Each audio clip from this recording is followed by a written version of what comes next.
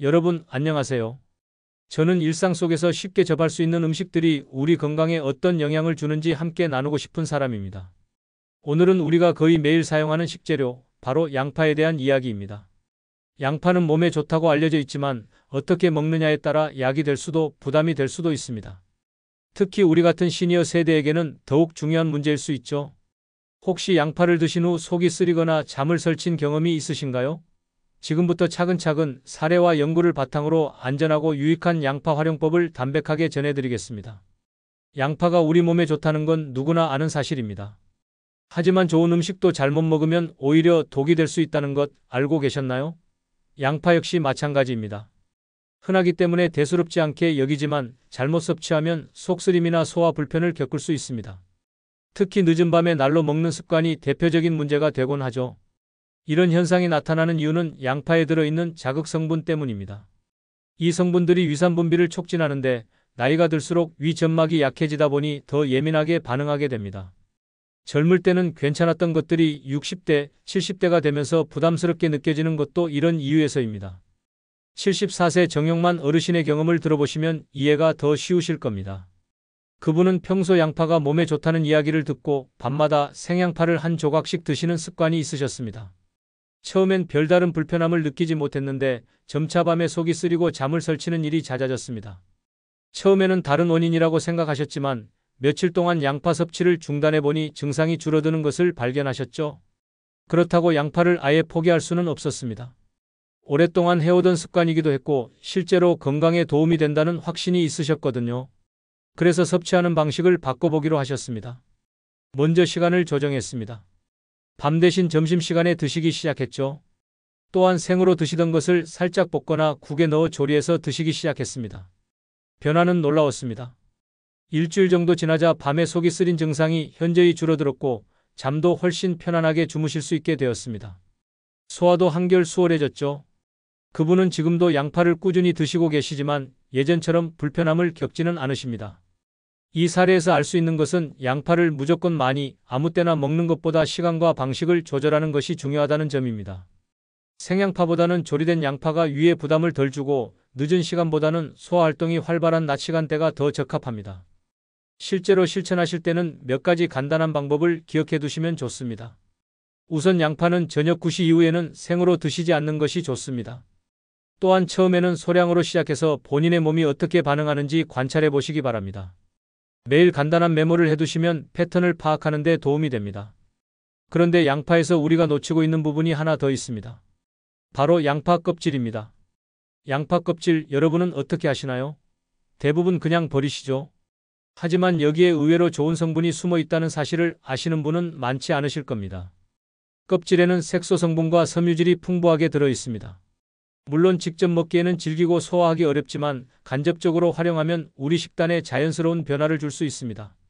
마치 다시마나 멸치로 육수를 내듯이 양파 껍질도 비슷한 방식으로 활용할 수 있는 것이죠.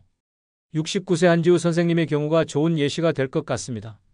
그분은 평소 음식 재료를 버리는 것을 아까워하시는 성격이셨는데 어느 날 텔레비전에서 양파 껍질의 활용법을 보고 직접 시도해 보기로 하셨습니다.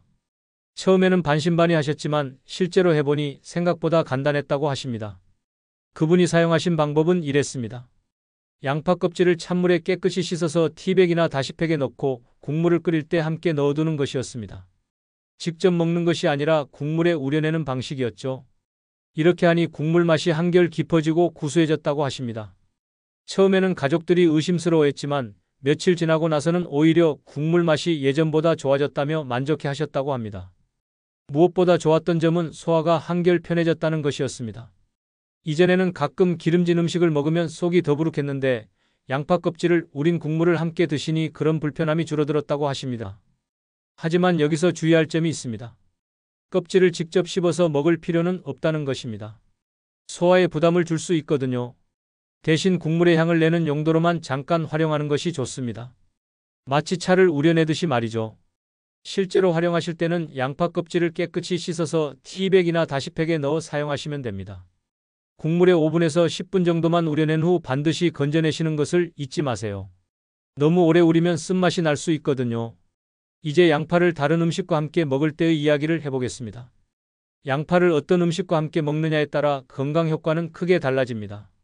좋은 조합이 있는가 하면 피해야 할 조합도 있죠. 혹시 양파를 기름에 튀겨서 드신 후 속이 불편하셨던 경험이 있으신가요? 기름에 튀긴 양파는 맛은 좋지만 건강에는 그리 도움이 되지 않습니다. 고온에서 튀기는 과정에서 해로운 물질이 생겨날 수 있기 때문입니다.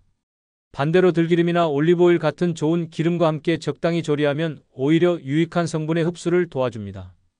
68세 박미선님의 이야기를 들어보시겠습니다. 그분은 평소 양파를 좋아하셨는데 특히 양파튀김을 즐겨 드셨습니다. 바삭한 식감과 달콤한 맛 때문에 자주 해 드셨죠. 하지만 양파튀김을 드신 후에는 늘 속이 더부룩하고 소화가 잘 안 되는 느낌이 있으셨습니다. 처음에는 나이가 들어서 그런가 보다 생각하고 넘어가셨는데 점점 불편함이 커져서 다른 방법을 찾아보기로 하셨습니다. 마침 동네 건강강좌에서 올바른 조리법에 대한 이야기를 듣게 되었고 튀김보다는 볶음이 더 건강에 좋다는 정보를 얻으셨습니다.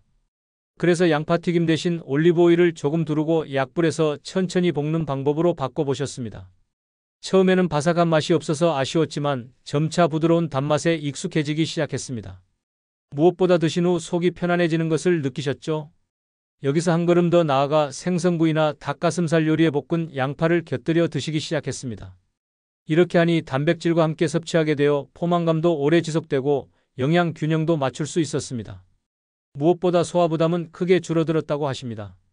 몇 달 후 그분은 주변 분들에게 이 방법을 추천하기 시작했습니다. 양파는 튀기지 말고 볶아서 드세요라는 것이 그분의 지론이 되었죠. 실제로 그분의 조언을 들은 다른 분들도 비슷한 효과를 경험하셨다고 합니다. 이런 경험을 통해 알 수 있는 것은 조리 방법이 얼마나 중요한지 하는 점입니다. 튀김 대신 약불 볶음을 선택하고 농축액이나 액기스보다는 일반적인 조리 방법으로 먹는 것이 가장 안전하고 효과적입니다. 실제로 적용하실 때는 고기나 생선 요리에 익힌 양파를 곁들이시는 것을 추천합니다. 또한 양파즙이나 액기스 같은 농축된 형태보다는 자연스럽게 조리한 형태로 드시는 것이 부담이 적습니다. 음식의 조리법뿐만 아니라 언제 먹느냐도 중요한 문제입니다. 양파는 언제 어떻게 요리하느냐에 따라 우리 몸에 미치는 영향이 달라집니다. 특히 늦은 밤에 생양파는 불면이나 혈압 상승으로 이어질 수 있어 주의가 필요합니다. 이런 현상이 나타나는 이유는 우리 몸의 호르몬 리듬과 소화작용이 맞물리기 때문입니다. 밤에는 소화 기능이 상대적으로 떨어지고 자극적인 음식을 먹으면 숙면을 방해할 수 있습니다. 반대로 낮이나 저녁 식사 시간에 적절히 조리해서 먹으면 훨씬 부담이 적습니다. 72세 오남규 어르신의 경험이 이를 잘 보여줍니다. 그분은 평소 건강에 관심이 많으셔서 다양한 건강 정보를 찾아보시는 분이었습니다. 어느 날 양파의 효능에 대한 글을 읽고 매일 밤 잠자리에 들기 전에 생양파를 한 조각씩 드시기 시작했습니다. 처음 며칠간은 별다른 변화를 느끼지 못했지만 일주일 정도 지나면서 밤마다 속이 쓰리고 잠을 설치는 일이 생기기 시작했습니다. 평소 잠이 깊으셨던 분이라 이상하다고 생각하셨지만 나이가 들어서 그런가 보다 하고 넘어가셨습니다. 하지만 증상이 계속되자 원인을 찾아보기로 하셨습니다. 최근에 바뀐 생활 습관을 돌이켜보니 양파 섭취가 가장 큰 변화였습니다. 그래서 며칠간 양파 섭취를 중단해보니 속쓰림과 불면 증상이 호전되는 것을 확인하셨죠? 하지만 양파의 건강 효과를 포기하고 싶지는 않으셨습니다. 그래서 섭취 시간과 방법을 바꿔보기로 하셨습니다. 밤 대신 점심시간에 생으로 드시던 것을 조리해서 드시기 시작한 것입니다. 특히 양파와 버섯을 들기름에 함께 볶아서 드시는 방법을 선택하셨죠. 이 방법은 생각보다 효과적이었습니다. 양파의 자극적인 성분은 열을 가하면 순해지면서도 유익한 성분은 그대로 유지됩니다. 또한 들기름과 함께 볶으면 기름에 녹는 성분들의 흡수율도 높아집니다. 무엇보다 버섯과 함께 조리하니 맛도 좋고 영양 균형도 맞출 수 있었습니다. 변화는 점진적이었지만 확실했습니다. 일주일 정도 지나자 밤에 속이 쓰린 증상이 거의 사라졌고 잠도 예전처럼 편안하게 주무실 수 있게 되었습니다. 낮에 드시니 소화도 훨씬 수월했고 오히려 식욕도 좋아졌다고 하십니다. 지금 그분은 이 방법을 2년 넘게 유지하고 계시는데 건강 상태가 전반적으로 좋아졌다고 말씀하십니다. 단순히 양파만의 효과는 아니겠지만 올바른 섭취 방법이 얼마나 중요한지를 보여주는 사례라고 할 수 있습니다. 이런 경험을 통해 얻을 수 있는 교훈은 양파는 중약불에서 충분히 조리해야 자극은 줄이고 흡수율은 높일 수 있다는 점입니다. 생으로 먹는 것이 무조건 좋은 것은 아니라는 뜻이죠. 실제로 활용하실 때는 양파를 얇게 썬 뒤 5분에서 10분 정도 두었다가 조리하시면 매운 성분이 좀 더 순해집니다. 그리고 10분에서 15분 정도 천천히 볶으시되 간은 마지막에 최소한으로만 하시는 것이 좋습니다. 하지만 아무리 좋은 음식이라도 주의해야 할 점들이 있습니다. 양파가 몸에 좋다고 해서 무조건 많이 먹는 것은 위험할 수 있습니다. 특히 약을 복용하고 계시는 분들이나 특정 질환이 있으신 분들은 더욱 주의해야 합니다. 혹시 평소 드시는 약이 있으시다면 양파와의 상호작용에 대해 알아보신 적이 있으신가요? 양파의 일부 성분들은 항응고제나 갑상선 약물과 상호작용할 수 있습니다. 또한 위식도 역류 질환이 있으신 분들에게는 자극이 될 수 있고 자른 양파를 오래 보관하면 세균 증식의 위험도 있습니다. 이런 부분들을 미리 알고 대비하는 것이 중요합니다. 70세 노지연 씨의 경우가 이런 주의사항의 중요성을 잘 보여줍니다. 그분은 몇 년 전부터 심장 건강을 위해 아스피린을 복용하고 계셨습니다. 평소 건강한 식습관을 유지하려고 노력하시던 중 양파의 건강 효과에 대한 정보를 접하게 되었습니다. 처음에는 별 생각 없이 양파를 많이 드시기 시작했습니다. 생으로도 드시고 요리에도 많이 넣어서 드셨죠. 그런데 며칠 지나면서 평소보다 멍이 잘 들고 작은 상처도 피가 잘 멈지 않는 것을 발견했습니다. 처음에는 나이가 들어서 그런가 보다 생각했지만 증상이 계속되자 걱정이 되어 병원을 찾으셨습니다. 담당 의사 선생님은 복용 중인 약물과 최근 식습관의 변화에 대해 자세히 물어보셨습니다. 그 과정에서 양파 섭취량이 급격히 늘어난 것을 알게 되었죠. 의사 선생님의 설명에 따르면 양파의 일부 성분이 아스피린의 혈액응고 억제 효과를 강화시킬 수 있다는 것이었습니다. 물론 위험한 수준은 아니었지만 적절한 조절이 필요하다는 것이었죠. 그래서 양파 섭취량을 줄이고 조리된 형태로만 드시기로 했습니다. 의사와의 상담 후 그분은 보다 신중한 접근법을 택했습니다.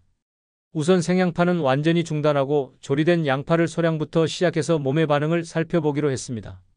또한 정기적으로 혈액 검사를 받아 상태를 확인하기로 했습니다. 몇 주 후 멍이 잘 드는 증상은 호전되었고 혈액 검사 결과도 정상 범위 내로 돌아왔습니다. 지금은 주치의와 상의한 범위 내에서 적당량의 조리된 양파를 드시고 계십니다. 무엇보다 중요한 것은 정기적인 상담을 통해 안전하게 관리하고 계신다는 점입니다. 이와 함께 그분이 주의하게 된 또 다른 부분은 양파 보관법이었습니다. 자른 양파는 세균이 번식하기 쉬운 환경을 만들 수 있어서 냉장 보관하더라도 1일에서 2일 내에 소비하는 것이 안전합니다. 그분은 이제 자른 양파의 날짜를 표시해두고 기한을 넘기지 않도록 관리하고 계십니다. 이런 경험을 통해 알 수 있는 것은 아무리 좋은 음식이라도 개인의 건강 상태와 복용 약물을 고려해야 한다는 점입니다. 특히 약물을 복용 중이시거나 만성 질환이 있으신 분들은 반드시 전문의와 상담한 후 섭취량과 방법을 정하는 것이 중요합니다. 또한 식품 안전 측면에서도 주의가 필요합니다. 자른 양파는 냉장 보관하더라도 1일에서 2일 내에 소비하고 보관할 때는 날짜를 표시해두는 습관을 들이시는 것이 좋습니다. 작은 관리가 큰 위험을 예방할 수 있습니다. 오늘은 양파에 대해 약이 될 수도 독이 될 수도 있다는 관점으로 말씀드렸습니다. 양파 자체가 나쁜 음식은 아닙니다. 다만 어떻게 먹느냐가 중요할 뿐이죠. 중요한 것은 많이 먹는 것보다 어떻게 먹느냐입니다. 생으로 많이 드시기보다는 적당히 조리해서 드시고 늦은 밤보다는 낮 시간에 드시는 것이 좋습니다. 여러분의 몸 상태와 복용 중인 약물을 고려해서 무리가 없는 범위에서 생활 속에 양파를 활용해 보시길 권해드립니다. 의심스러운 부분이 있으시다면 주저하지 마시고 전문의와 상담하시기 바랍니다. 건강은 거창한 것이 아니라 매일 작은 습관에서 쌓여갑니다. 여러분 모두가 안전하고 편안한 식탁 위에서 더 건강한 노후를 누리시길 바랍니다.